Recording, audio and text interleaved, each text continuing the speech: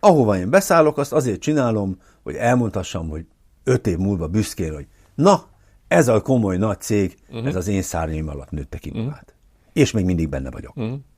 Egyetlen egy kiszállásom volt, a Munch, igen. De hát ott is volt 1%-unk. Tehát ott azt ne nevezzük egy klasszikus befektetői magatartásnak. Kedvenced van? Kedvenceim vannak, de ahogy a 3 gyerekem között se szoktam különbséget tenni, és ennek hangot is adok, itt is azt érzem, sőt, a vállalatainknál, a 20 vállalatom között sem mondom azt, hogy az egyik vállalatom a kedvenc, a másik nem. Mindenkitől azt várom el, hogy a saját közegébe a legjobbat kihozza önmagából. És ha ez pipa, akkor egymáshoz már nem méregetem őket.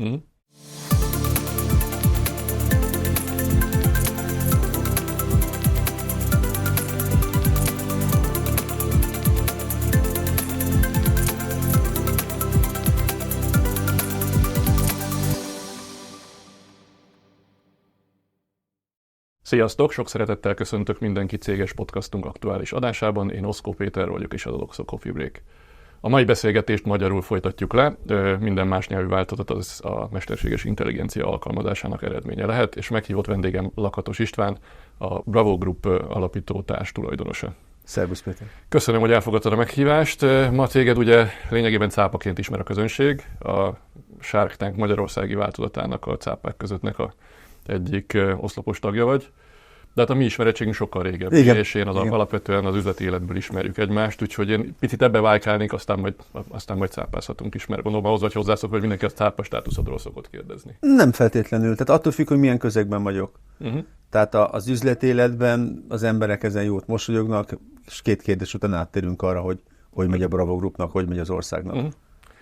Hogyha régre akarok visszanyúlni, akkor azt mondanám, hogy te nem az a típusú, a startup világban sokszor mutogatott vállalkozó vagy, aki félbehagyja az iskoláit, semmilyen tanulmánynak nem akar megfelelni, hanem állandóan az ötleteinek a rabja, és meg akarja valósítani magát, hanem te szisztematikusan végigcsináltál nagyon komoly tanulmányokat, sőt, még utána kutatói tevékenységet is végeztél, és aztán ezzel a szisztematikus gondolkodással építettél céget. Melyik a tipikusabb, vagy úgy érzed-e, hogy ez a standard út, vagy ezzel lógsz ki inkább a klasszikus vállalkozók világából? Szerintem teljesen más volt 30-35 évvel ezelőtt, mint ma. Tehát annak idején az, mint startup nem is létezett, tehát ott nem jött az szóba, hogy valaki az egyetem helyett elkezd vállalkozni. Nem is nagyon voltak még vállalkozások, meg KFT-k, amikor az egészet elkezdtük. Én egy későn érő típus vagyok, mert 27 évesen kezdtem el egyáltalán dolgozni. Én ezt úgy élem meg, hogy ez szerencse volt. Hiszen... Hát az a kérdés, hogy a szakmai munkát, kutatást azt nem tekintjük a dolgozásnak, de... Nem, azt én nem. Nem tekinted? Nem. Én azt szoktam mondani, hogy lébecoltam 3 évet a tudományos világban, és azt láttam, hogy ha nincsenek napi sikerek, és nincs napi visszacsatolás, akkor én képes vagyok elúszni. Akkor a siker éhsége az, ami rávett téged arra, hogy kezdjél el dolgozni, és kezdjél el lényegében kvázi belefogni egy olyan létbe, ami egy ilyen vállalkozói, befektetői életbe csúcsosodott ki? Én annak idején nem vállalkozóként kezdtem, én alkalmazottként elmentem a műszertechnikába, mérnök üzletkötőként néhány hónapon belül már külföldön találtam magam, amit nyilván a nyelvtudásomnak köszönhetek, de eltelt 20 év úgy, hogy én a műszertechnikában egy kisebbségi tulajdonos voltam, és egészen a vezérigazgatóságig vittem, de csak 2007-ben következett az a nagy lépés, amikor a Lakatos Péterrel, a társammal kivásároltuk a műszertechnikából azokat a cégeket, amit az előtte levő 20 évben felépítettünk. De ez ugyanaz a szisztematikus építkezés, ahogy lényegében a tanulmányodat is végigcsináltad. Végigcsináltad azt, hogy munkavállalóból egyszer csak eljutottál odáig, hogy cégtulajdonos és vezető lettél. Amiből az látszik, hogy nem csak olyan pálya van, hogy találj ki valamit, indulj el egy néhány milliós vállalkozással, keres 10-20 milliós befektetést, és aztán abból építs céget, hanem ezen az úton is el lehet jutni odáig, hogy valaki cégtulajdonos legyen, és üzleti sikereket érjen el. Én azt szoktam mondani, hogy sokszínű a világ, kinek a pap miért, tehát hogyha valaki azt gondolja, hogy ő nem akar soha alkalmazott lenni, és mindig is a maga ura akar lenni, akkor járja ezt az utat. Nekem bejött, hogy sokkal kevesebb kockázatot kellett annak idején vállalni, hiszen egy stabil egzisztenciával a hátam mögött építkeztem. mennyire volt fontos, hogy ezt nem egyedül csináltad? Ugye Lakatos Péter lényegében gyerekkori barátunk, nem vagytok rokonok, ezt gyorsan tisztázzuk, mert ez több mint test, de azt szoktam mondani, hogy több mint testvér. Tehát amikor most ide bejöttem a stúdióba, 2 perccel ezelőtt tettem le a Péterrel a telefont. Igen, az látszik, hogy nagyon össze vagytok nőve. Ez fontos elem volt ahhoz, hogy egyébként ezt a biztonságra törekvő, de mégiscsak nagyon szisztematikus, sikeres építkezést végig tud csinálni? Igen, szerintem ez egy nagyon fontos elem volt már.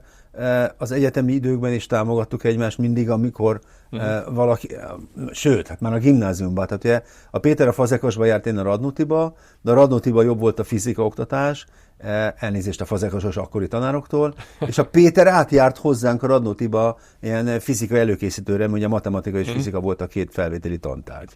Tehát már akkor is ez a fajta egymás segítése megvolt.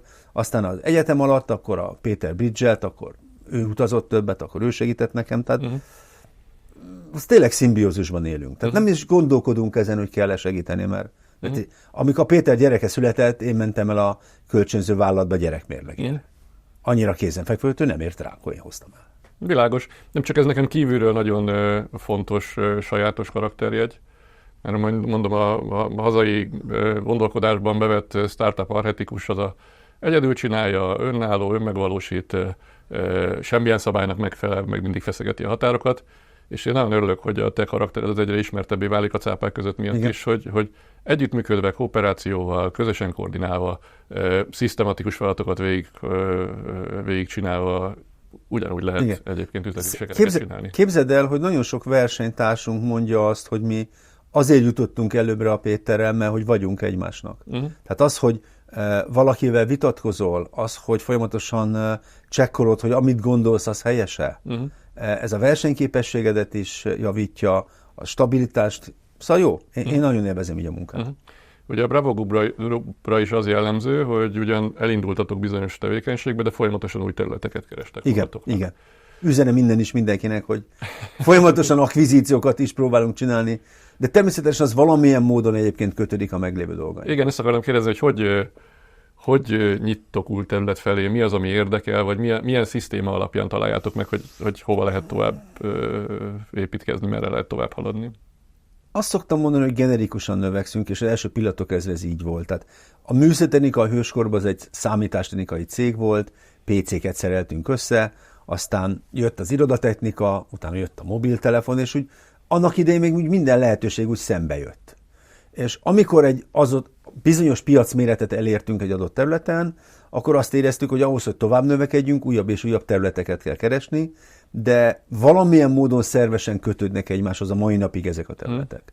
Tehát a műszertechnika, vagy a Bravo Groupban mondjuk most van 20 különböző üzletág, 20 különböző cég, de elég nagy az átjáráspont azért, mert vannak közös vevőink, vannak közös szállítóink, tehát vannak olyan gyártók, akik különböző területeken is aktívak, tehát például legfeljebb kivágjátok HP, ugye nem vágtok ki semmit, akkor HP, jó, nem tudom.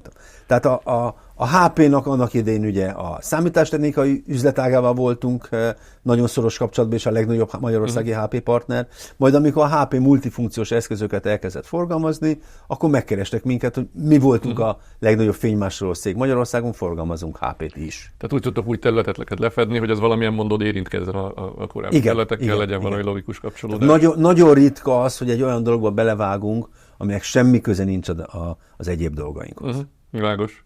Ehhez képest a cápák között nem volt ilyen? Tehát az nem egy ilyen komfortzónából kiugrás és teljesen más dolgok figyelése? Mi az, ami rávett arra, hogy elfogadj egy ilyen felkérést?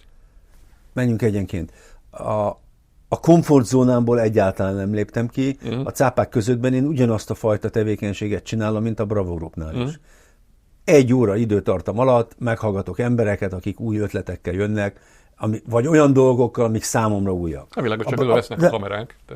De nem zavar. Itt is van kamera, itt sem érdekel. Tehát beszélgetünk. Tehát abszolút ettől tudom. De egyébként a műsorban tényleg úgy látszik, mint hogy te vagy az, aki képes vagy megőrizni a nyugalmadat végig. Tehát, hogy te vagy az, aki nem zökken ki attól, mert ez egy kereskedelmi tévésodás. De nem akartam megszakítani a gondolatmenetet. Tehát, hogy... Azért ott én néha számolok magamban. A legnagyobb feladat és a legnagyobb kihívás a cápák közöttben, hogy 5-en vagyunk, és mind az 5-en egyenként, egymagunkban is le tudnánk vezényelni az egészet. Igen. Tehát az a fajta szinkron, hogy ha az András beszél, akkor csöndbe vagyok, de azért ne hagyjam, hogy domináljon. Ez egy komoly kihívás. Igen, az üzleti életben ez nem így zajlik, mert egyenként tárgyalunk egyébként potenciális befektetés célpontokkal, aztán előfordulhat olyan, hogy közösen fektetünk be. Igen. De akkor már mindenki megnézte magának, hogy miről van szó, és utána kezdünk közösen beszélgetni. Tehát ez egy ilyen staféta, mint egy váltófutás, hogy figyelnem kell arra, hogy ő mit kérdez, ne kérdezzem meg még egyszer ugyanazt, ugyanakkor építsem bele az én logikámba a korábban már elhangzott kérdéseket. Jó, tehát azt mondtad, hogy egyáltalán nem lépték ki a komfortzónából, ha ezt csinálod. Igen. Miért volt érdekes egyébként ez a felvetés? Hiszen azért az RTL nem úgy válogatja a projekteket, hogy ez kapcsolódik-e a Bravo Grouphoz, vagy nem. Hát nyilván van egy csomó olyan, ami nem feltétlenül a te érdeklődésedre tart számot, tehát teljesen véletlenszerű, hogy milyen projektek fognak bejönni. A műszertechnika annak idején úgy épült fel és úgy fejlődött, hogy mindenki az ismerőseit oda vitte dolgozni, mert egyrészt jobban megbízott benne, mint a kívülállókban, másrészt ezáltal is tudtuk azt hirdetni, hogy ez egy milyen jó cég.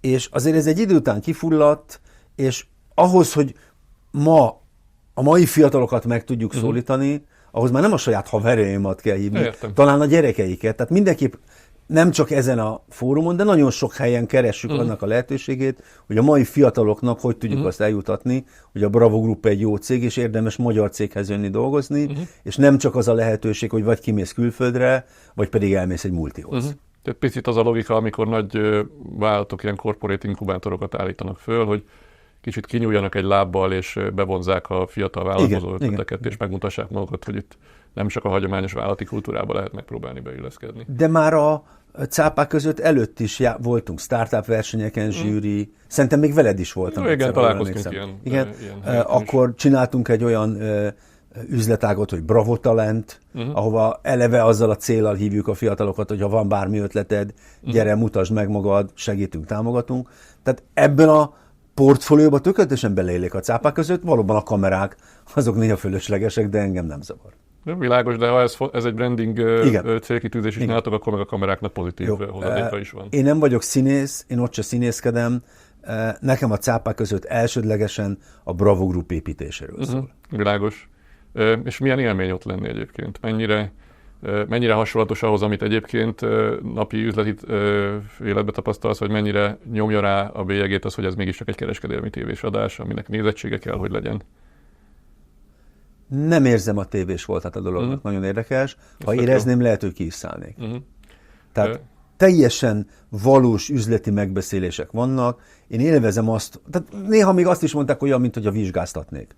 Oda jönnek fiatalok, és kíváncsi vagyok, hogy mit tudnak. Igen. És fölteszek keresztkérdéseket. De rajtad érződik a legkevésbé egyébként, hogy ott produkálnád magad. Vannak olyan karakterek, akin érződik, rajtad ilyen nem érződik, tehát valószínűleg mondom, te zökkentél ki a legkevésbé a hagyományos üzleti szerepekből. De mivel azért ez egy tévéműsor, end of the day, az nem baj, hogy egyesek még a kizökkennek a karakterükből, de ezáltal nézhetővé teszik a műsort. Ez nem baj, ezzel egyetértek. Tehát egy kereskedelmi tévés adás az nem lehet olyan, mint a napi szürke üzleti élet, ahol egyébként vannak érdekes tárgyalások, de nem olyan sebességgel, meg nem olyan dinamikával, mint egy kereskedelmi tévés adás.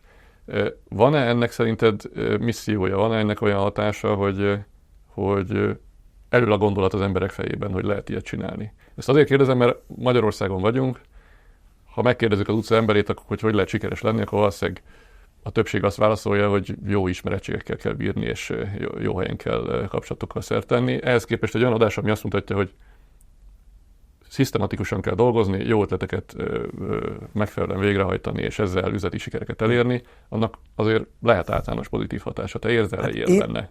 Én azt próbálom sugallni, hogy legyen az ember tisztában a számokkal, tehát nem lehet vakrepülni.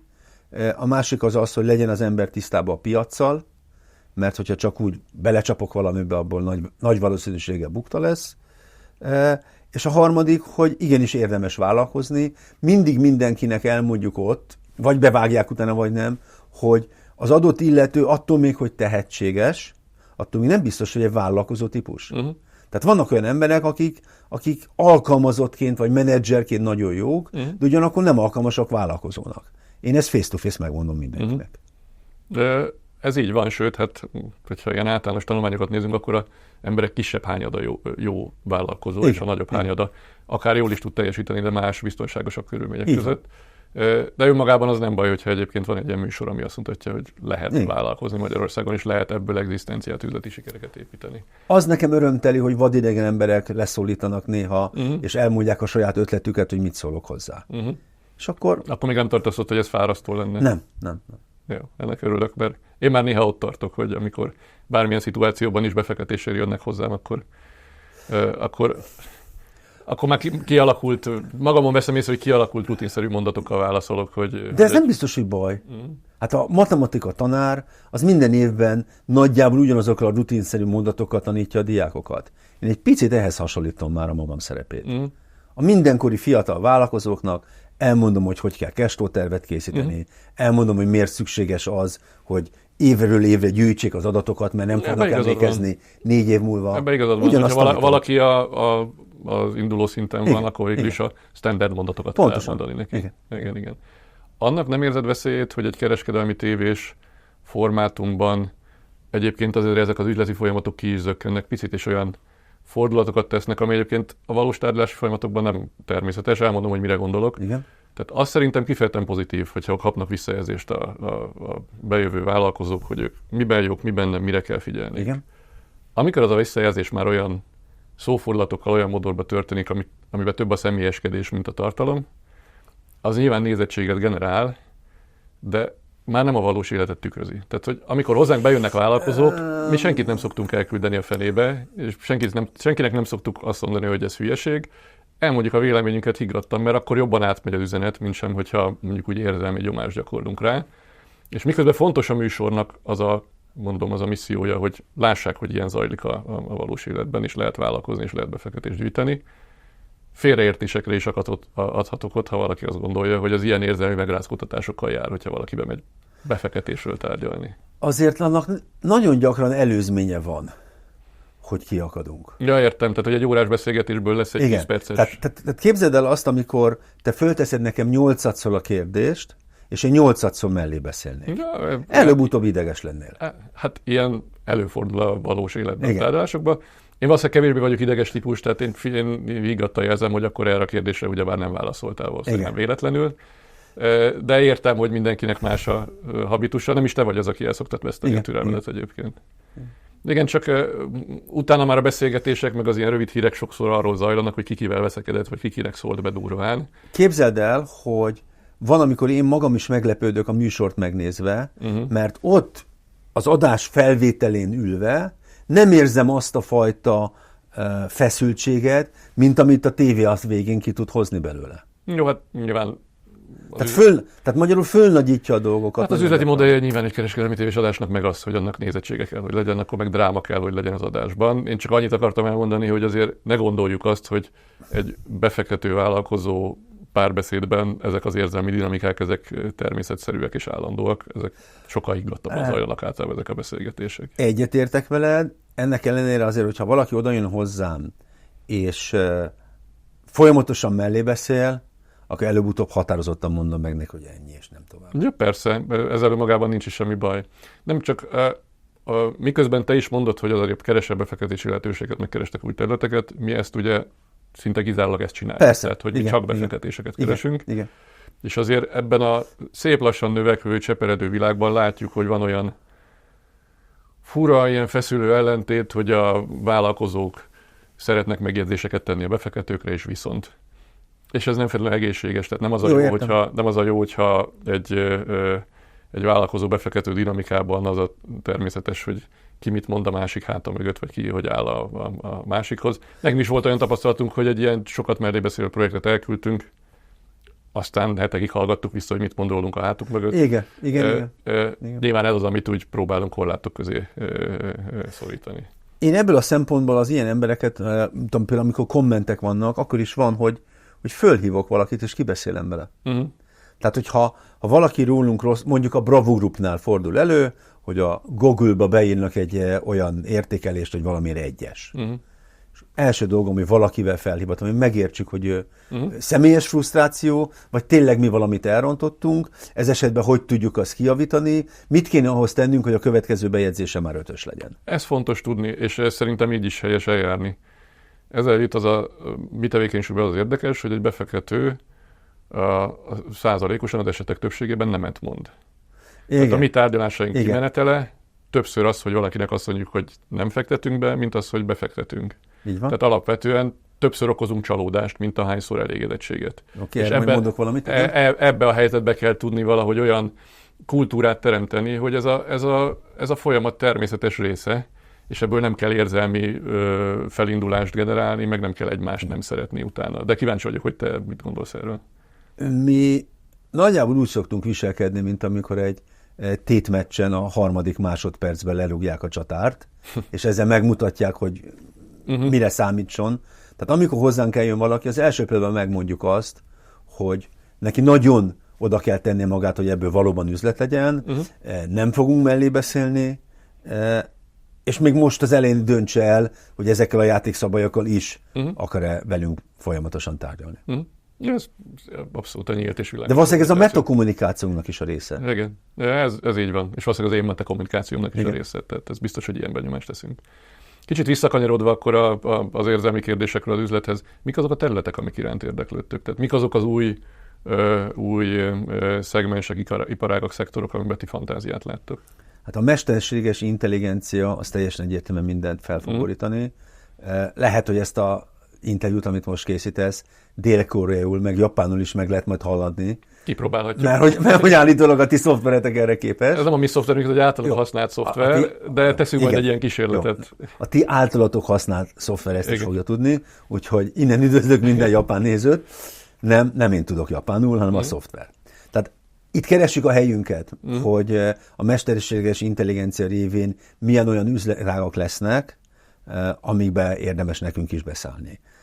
A másik az energetika, ahol az látszik, hogy az elmúlt 2-3 év megmutatta, hogy óriási pénzek mozognak, tehát szeretnénk mi is ebbe az üzletágba az eddiginél sokkal nagyobb szerepet. Kifejezetten az energiátállás, zöld energia területen? Igen.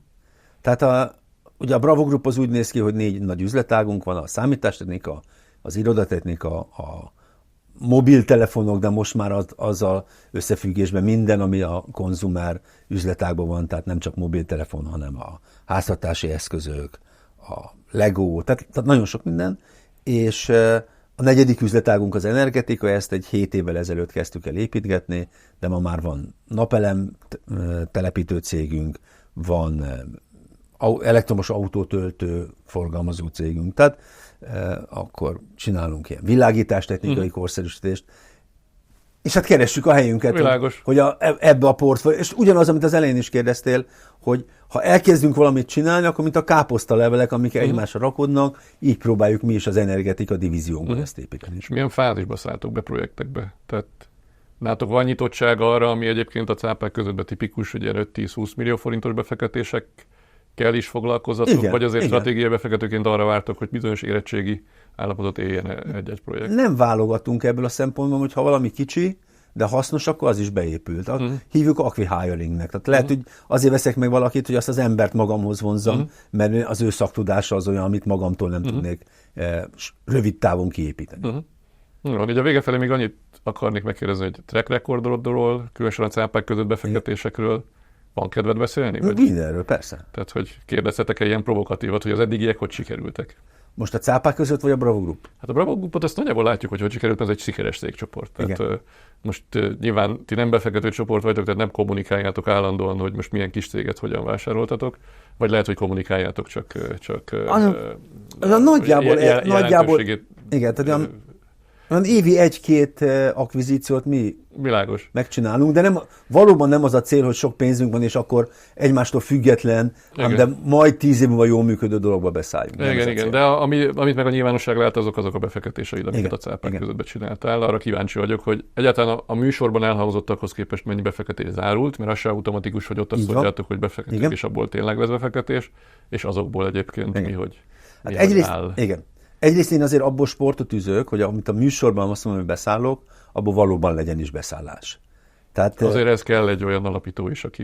Tehát mi már láttunk olyat a műsorban, aki végül is megegyezett egy befektetésről, de aztán kiderült, hogy inkább csak a műsoridőért ment be. Tehát, hogy ilyen is van. Akkor mondjuk azt, hogy ez emberismeret?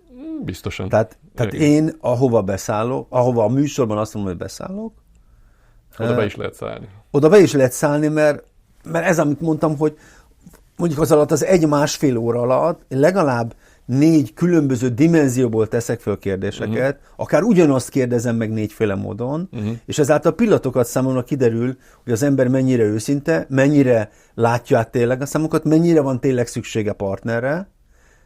Mondhatjuk azt, hogy jó a szimatom, és megérzem, hogyha valaki csak a reklámért jön. És akkor nem teszek ajánlatot. Tehát ilyen élményed nem volt, hogy valami elhangzott a műsorban, és műsoron kívül meg már teljesen más helyzet alakult? Egy ilyen élményem volt, de az se, mondjuk úgy, hogy az se viselt meg különösebben. Valaki a Petyával közösen szálltunk volna be, majd amikor már le is ment a műsor, akkor közölték, hogy hát tulajdonképpen nekik nincsen ennyi pénzre szükségük, meg tulajdonképpen nem is szeretnének ennyi százalékot adni, és akkor az lett a meglepetés, akkor a Petya beszáll, én kiszállok. Ja, világos. De tehát egyetlen egy ilyen volt. Az összes többinél, ha nem jött össze a dolog, akkor inkább én voltam az, aki kifaroltam, de azért, mert, és ebből se sok volt, mert túl nagyvonalúak voltak a tervek, és én nem hittem abban, hogy tényleg olyan ütemben ülni lehet, és akkor azt mondtam, hogy akkor inkább hagyjuk. Világos. És amikbe beszálltál? Azok mind mennek. Tehát ebből a szempontból nagyon más a megközelítésünk, mint a tietek. Tehát mi nem exitre játszunk. Tehát én ezeket azért csinálom, for eternity. Persze, de az egész gondolkodásodok stratégiai befektetői gondolkodás, az kiderült a műszertechnika történetéből is, vagy a Bravo Group történetéből is. Igen. Tehát magyarul, ahova én beszállok, azt azért csinálom, hogy elmondhassam, hogy 5 év múlva büszkén, hogy na, ez a komoly nagy cég, ez az én szárnyaim alatt nőtte ki magát. És még mindig benne vagyok. Egyetlen egy kiszállásom volt, a Munch, igen. De hát ott is volt 1%-unk. Tehát ott azt ne nevezzük egy klasszikus befektetői magatartásnak. Kedvenced van? Kedvenceim vannak, de ahogy a 3 gyerekem között se szoktam különbséget tenni, és ennek hangot is adok, itt is azt érzem, sőt, a vállalatainknál, a 20 vállalatom között sem mondom azt, hogy az egyik vállalatom a kedvenc, a másik nem. Mindenkitől azt várom el, hogy a saját közegébe a legjobbat kihozza önmagából. És ha ez pipa, akkor egymáshoz már nem méregetem őket. Meddig tervezel ebben a műsorban, meg ilyen típusú angyalbefektetésekkel még aktív lenni? Mekkora portfóliót tervezel építeni? Az egy jó kérdés, hogy ez angyalbefektetése. Én nem annak élem meg. Jó, ez definíció kérdése, értem. Te stratégiai befektetőként céget építesz, de valójában angyalbefektetők is sokszor így járnak el. Tehát szemben az olyan intézményesült befektetőkkel, akik mi vagyunk, igen. Bár nekünk is vannak stratégiai befektetéseink, tehát nekünk is vannak olyan befektetésünk, ami lényegében technológiai alapú, de már 100%-os tulajdonosok vagyunk, és tartjuk a céget, mert így éri meg. De valóban a portfóliónk többsége az arra való, hogy fejlesszük a céget, és amikor elért egy bizonyos fázist, akkor eladjuk. Angyalbefektetők is van olyan, hogy megtartják maguknak a céget, tehát nekik nincs exit kényszerük, nem muszáj kiszállni, de mindegy, hogy hívunk. Jó, igen. Tehát akkor hívjuk ezt a befektetőnek, azt talán stimmel az a definíció. Bocsánat, hogy ennyire hogy csak azt az precíz ember vagy, az igen, precíz, az talán jobb, hogy tehát én nem érzem magam angyalbefektetőnek. És akkor mondjuk ki, hogy nem vagyok angyalbefektető, és ne is keressenek meg olyan emberek, akik angyalbefektetővel szeretnének együttműködni. Értem. Hogy meddig akarom csinálni ezt? Meg mekkora portfóliót tervezel? Azáltal, hogy azokban a vállalkozásokban, ahol 3-4 évvel ezelőtt szálltam be, már ha nem is exponenciálisan, de látványosan kevesebbet tudok foglalkozni, és ezt meg is mondom a vállalkozóknak idejekorán, ezáltal nem érzem azt, hogy limitálva lenne a vállalkozások száma, amivel tudok foglalkozni, és nyilván alattam pedig előbb-utóbb lesz egy csapat is, aki ezekkel a cápás vállalkozásokkal, ahogy a Bravo Groupban is nem én csinálok mindent, hanem van egy controlling divízió, itt is előbb-utóbb ez fog bekövetkezni, hogy amikor valahova beszállok, akkor az elején mindent személyesen én csinálok, de egy idő után természetesen átadom a stafétát. Hogy meddig akarom ezt csinálni, erre 2 válasz van. Amíg élvezem, for eternity, valószínűleg. És a másik, hogy addig, amíg az RTL fel tud hajtani olyan vállalkozókat, akikkel érdemes foglalkozni. Tehát ahogy a énekes tehetségkutatókban is egy idő után az ember azt érezte, hogy a 8. évadnak a győztese már nem ugyanolyan jó hangú, meg nem ugyanolyan szépen énekel, mint aki az elsőt nyerte. Ha ezt fogom érezni... nem az első volt a legjobb, mert ugye annak van egy hírgeneráló hatása, tehát még egy ideig igazi tehetségek elkezdenek jelentkezni. Igen. És aztán és képzeld el, hogy ebből a szempontból a cápák között még mindig a felfutási szakaszban van. Tehát olyan vállalkozók jelentkeznek jelenleg. Hát a nézettsége felfelé megy, tehát ez látszik. Tehát olyan vállalkozók jelentkeznek, akik mondjuk 3-4 évvel ezelőtt még nem tették volna ki magukat annak, hogy bemenjek a tévébe és megmutassák magukat, mert mi van, ha leégnek. És ma már látják, hogy nem leégnek, mert ha valaki felkészült, jó képességű, akkor befektetőt fog találni, és profitálni fog belőle. Tehát addig, amíg ez a trend megvan, addig én szívesen benne vagyok. Nyilván akkor, hogyha már a 27. mondjuk úgy, hogy teakeverék készítő vállalkozás jelentkezik, és csak ilyenek jönnek, akkor már valószínűleg nem szívesen lennék benne. Ma még messze nem tartunk itt. A másik viszont, amit többször el szoktam mondani, hogy a Shark Tanknek, az amerikai változatnak ugye már 18. évadán is túl vagyunk, és azt megígértem, hogy ha lesz 18. évad a cápák közöttben, akkor a nagykorúságánál ott szeretnék lenni. Jó, hát az még pár év. Hát még sok év, de hát én... Na, örülök. Én nagyon örülök a válaszodnak, mert azt látom, hogy van egy nagyon tudatos, megtervezett és végrehajtott ilyen célkitűzésrendszered, de közben mondom, nekem meggyőződésem, hogy ez egyfajta ilyen vállalkozói kulturális misszió is, amit csináltok. Igen. Ennek óriási pozitív társadalmi hatása van, és a nézettség növekedésével egyre inkább. Úgyhogy sok sikert kívánok hozzá, remélem minél több fronton találkozunk, és nagyon köszönöm, hogy elfogadtad a meghívást, és itt voltál, és kibeszélted velünk a dolgaidat. Köszönöm szépen, én meg abban reménykedem, hogy az Oxo Holding előbb-utóbb visszakeveredik a cápák közöttben, hiszen az első évadban érintettek voltatok. Igen, volt már ott képviselőnk. Azt gondolom, hogy a műsor szempontjából is sokkal jobb lenne, hogyha több befektető lenne benne, és nem mindig ugyanazok az arcok. Nem rajtunk múlik, de örülök. Rajtatok is. Hát, persze. Azt, hogy nem még egy zárszóként. Igen. A Lakatos Péter barátom és üzlettársam, aki vízilabdázott, ő mesélte, hogy amikor az ő gyerekei a Faragónál meg a Csapónál vízilabdáztak, akkor az volt a legnagyobb mondás, hogy mutasd magad. Hát akkor fogsz labdát kapni, ha mutatod magad. Ennyit arról, hogy nem csak rajtatok múlik, hogy bekerülsz. Értem. Mutasd magad. Egyébként mutatjuk magunkat, szerintem ebben nem vagyunk rosszak. Sok nagyra törő célkitűzésünk van, de az is lehet, hogy ilyesmit is be lehet közé illeszteni. Köszönöm még egyszer, hogy elfogadtad a meghívást, és köszönöm a beszélgetést. Köszönöm, hogy követtek, néztek, hallgattok minket. Ha tetszenek a beszélgetéseink, akkor iratkozzatok fel a YouTube csatornánkra, illetve kövessetek vagy hallgassatok minket a Spotify-on. Sziasztok!